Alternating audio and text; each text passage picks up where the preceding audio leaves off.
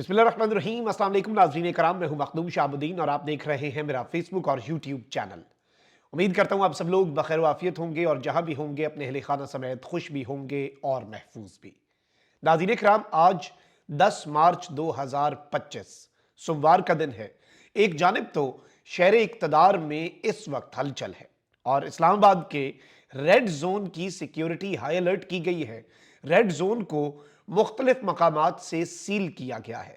इस हवाले से कुछ एक्सक्लूसिव डिटेल्स हैं और इसकी वजह क्या है और किस चीज का खौफ और किस चीज का डर इस वक्त इस सिस्टम के आसाब पर सवार है और आज पाकिस्तान तहरीक इंसाफ क्या सरप्राइज दे सकती है, जिसके पेश नजर आज कुछ खुसूसी इंतजामात भी किए गए हैं।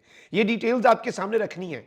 इसके साथ ही साथ 9 मई केसेस, आपको मालूम है कि 9 मई के मामलात जो हैं वो किस तरह से आगे बढ़ने हैं और इस निज़ाम ने जब से 9 मई हुआ है उस दिन से लेकर आज के दिन तक क्या कुछ किया है।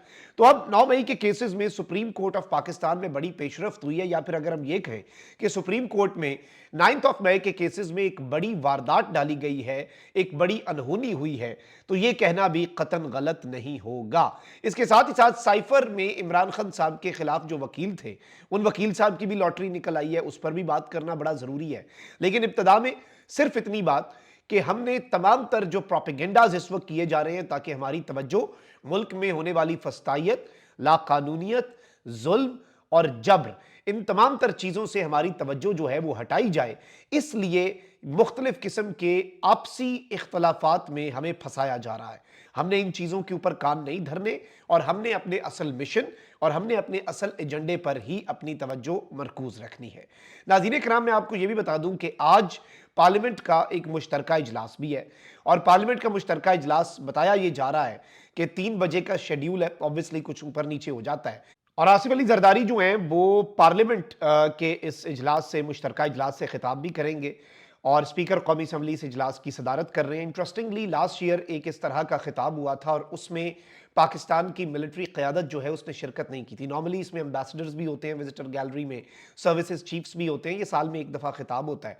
तो इस साल हम देखेंगे और पिछले साल ये बताया जा रहा था कि किसी भी किस्म के एहतजाज से बचने के लिए, कि एहतजाज नॉर्मली अपोजिशन करती है लेकिन एहतजाज का जो रुख है वो हो सकता था, पिछली दफ़ा ये इम्कानात थे कि सदर के बजाय विजिटर गैलरी में मौजूद कुछ लोगों की तरफ हो जाए और उनसे कुछ मुतालबात शुरू हो जाएं, जो कि एक बहुत बड़ी खबर बने। तो इस साल देखना होगा कि क्या इस साल भी अवॉइड किया जाता है या नहीं। इसके साथ ही साथ इस्लामाबाद के अंदर आपको पता है कि रेड जोन में सिक्योरिटी बढ़ाई जा रही है। कंटेनर्स कुछ दिन पहले भी पहुंचा दिए गए थे। परसों रात मैंने फील्ड से रिपोर्ट करके आपको बताया कि कंटेनर्स पहुंचाए गए हैं। अब बताया यह जा रहा है कि विफाकी दारुल हुकूमत में रेड जोन के 2 मकामात से दाखिली और खारजी रास्ते ता हुक्म सानी बंद कर दिए गए हैं। 8 मार्च 2025 को लॉ एंड ऑर्डर के पेश नजर रेड जोन के एक्सप्रेस चौक और सरीना होटल के दाखिली और खारजी रास्ते ता हुक्म सानी आर्जी तौर पर बंद किए गए।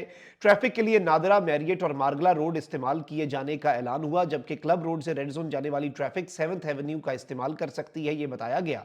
लेकिन अब यह बताया जा रहा है कि मजीद रास्ते जो हैं वो भी बंद किए जा रहे हैं, उन पर भी सिक्योरिटी बढ़ाई जा रही है। और जाहिर बात है कि इसमें एक तो एहतजाजों का पेश खैमा होता ही है, लेकिन इसके साथ ही साथ मुल्क के अंदर एक दहशतगर्दी की लहर जो सर उठा रही है वो भी एक फैक्टर है। और आज आपको मालूम है कि पार्लियामेंट का मुश्तरका इजलास एक बहुत बड़ी डेवलपमेंट है, तो उसके तनाजुर में भी क्योंकि एम्बेसडर्स और दीगर लोग भी होते हैं। लेकिन एक चीज़ मैं आपको ये बता दूं कि सिस्टम और निज़ाम जो है वो खौफजदा है। अब जरा आ जाते हैं सुप्रीम कोर्ट ऑफ पाकिस्तान के मामलात पर, और दो चीज़ें, एक आईनी बेंच के रूबरू सिविलियंस का मिलिट्री ट्रायल वाला केस और दूसरा सुप्रीम कोर्ट के एक रेगुलर बेंच के सामने 9 मई के मुकदमात में जो पीटीआई के लोगों की हाई कोर्ट से जमानतें मंजूर हुई थी, उन जमानतों के खिलाफ हुकूमत पंजाब की दरखास्तें। असल वारदात वहां पे डली है, लेकिन पहले आपके सामने मैं जरा जो सिविलियंस का मिलिट्री ट्रायल वाला मामला है उसकी कुछ समात का अहवाल रख देता हूं। सुप्रीम कोर्ट में जस्टिस अमीनुद्दीन की सरबराही में सिविलियंस के मिलिट्री ट्रायल से मुतल्लिक इंट्रा कोर्ट अपीलों पर समात हुई, जिस दौरान लाहौर बार एसोसिएशन और लाहौर हाईकोर्ट बार एसोसिएशन के वकील हामिद खान ने दलाइल दिए। समात में जस्टिस जमाल मदोखिल ने रिमार्क्स दिए कि एफ पी अली केस में तय हुआ था कि आर्मी एक्ट फौज के मेंबरान के लिए बना, मगर एफ पी अली केस में यह भी कहा गया कि आर्मी एक्ट का सेक्शन डी इस मकसद के लिए नहीं बना। जस्टिस मंदोखेल ने कहा कि अब तनाज़ा यह है कि वो कह रहे हैं कि एफबी अली केस में सिविलियंस के ट्रायल की भी इजाजत थी, आप कह रहे हैं कि इजाजत नहीं थी।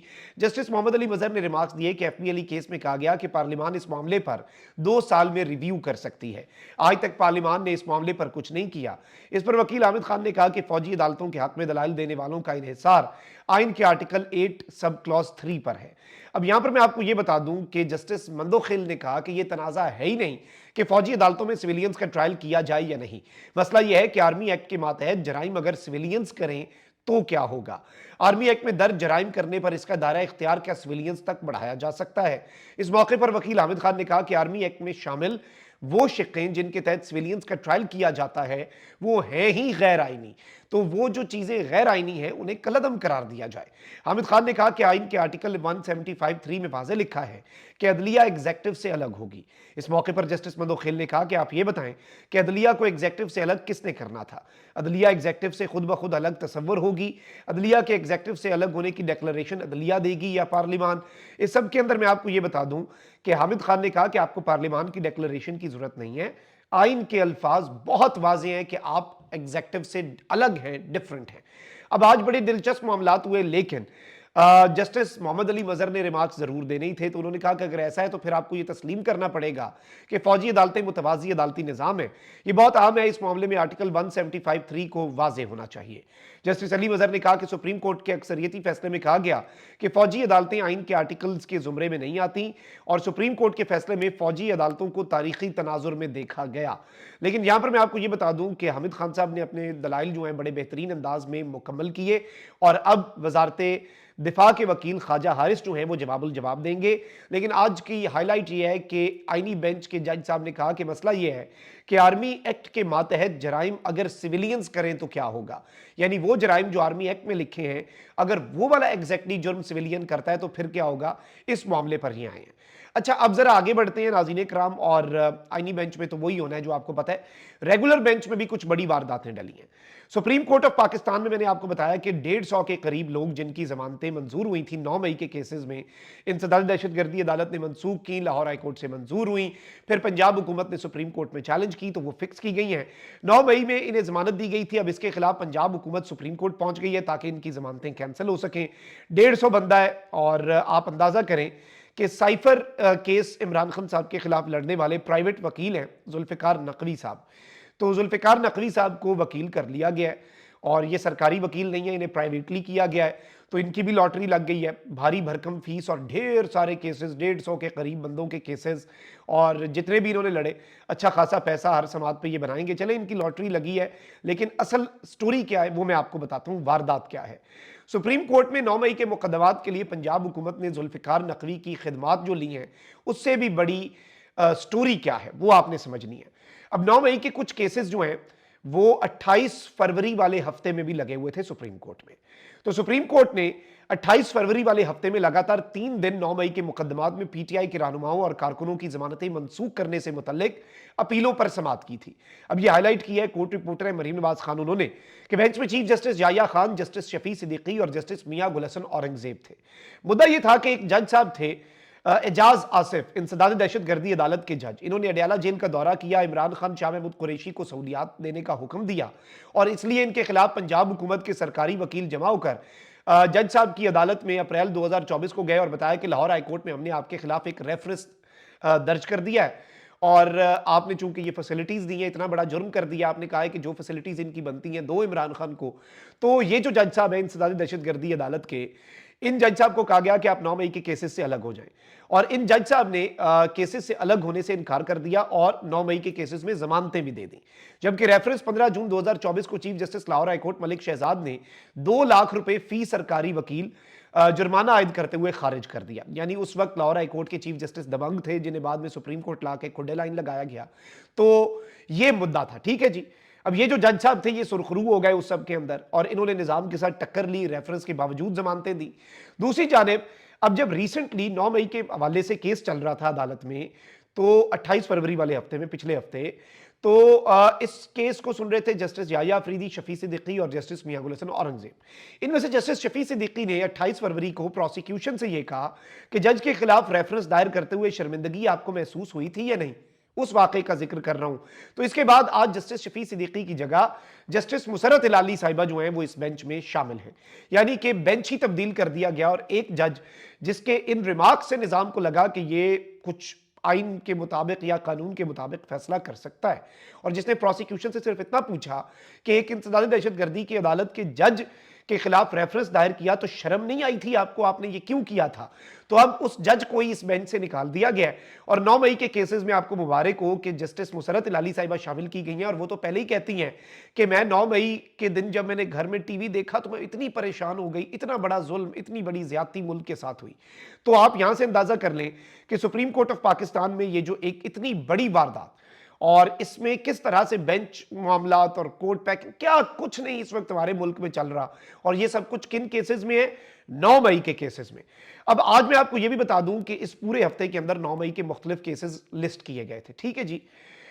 यहां पर खबर यह है कि सुप्रीम कोर्ट में 9 मई और 10 मई के रवा और आइंदा हफ्ते मुकर्रर तमाम मुकदमात जो हैं वो डी लिस्ट कर दिए गए हैं और जस्टिस जाया अफरीदी की सरबराही में 3 रुकनी बेंच जो नया बना उसने समाअत की। जो वकील आए हैं नए जुल्फिकार नकवी साहब, उन्होंने कहा कि जी पंजाब हुकूमत में ने मुझे 9 मई के मुकदमात में वकील मुकर्रर किया है, अदालत मुझे तैयारी के लिए वक्त दे। जैसे जाया अफरीदी ने कहा कि 9 मई के मुकदमात तो आज नहीं, कल और परसों भी मुकर्रर हैं और एडिशनल प्रोसिक्यूटर ने भी वक्त मांगा था, आज आप वक्त मांग रहे हैं, ऐसे नहीं चलेगा, 50 के करीब अपीलें हैं। लेकिन इन्होंने कहा कि जी रवां हफ्ते के मुकदमात तो मुलतवी कर देना, आइंदा हफ्ते वालों की मैं तैयारी करके आ जाऊंगा। और फिर इस सब के अंदर आप देखें कि ये केसेस जो हैं ईद के बाद के लिए फिक्स कर दिए गए। तो मुबारक हो जी, इंसाफ हो गया अभी तक, तो आगे भी इसी तरह का इंसाफ हमारे मुल्क के अंदर चलता रहेगा और ये हमारे मुल्क की अदालतों के हाल हैं। इससे आपको समझ आ गई होगी कि किस तरह से ये निज़ाम पाकिस्तान के पूरे स्ट्रक्चर को घेरे में लिए हुए और पूरे स्ट्रक्चर को कंट्रोल किए हुए। अपना बहुत ख्याल रखें। निगमान, पाकिस्तान जिंदाबाद।